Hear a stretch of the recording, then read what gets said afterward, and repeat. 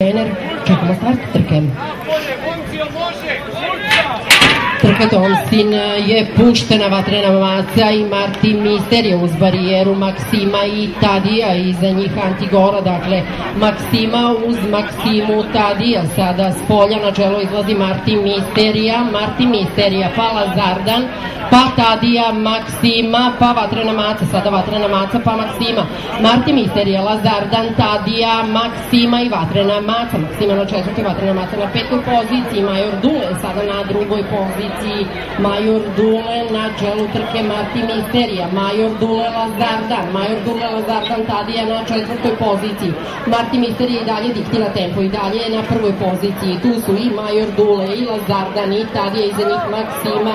i dalje Martin Misterija vodi ovu trku, Martin Misterija i Goran Krstić i dalje na čelu ove trke, Lazardan, Major Dule, Tadija, svi su tu na drugoj poziciji, dalje Martin Misterija na čelu trke, Martin Misterija, Goran Krstić, Lazardan i Tadija, iza njih Maksima, Martin Misterija, Goran Krstić,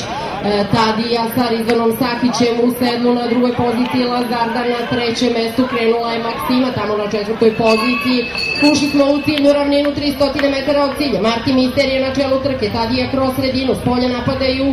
vatrena maca i Maksima skroz polja, Martin Misterija, Tadija,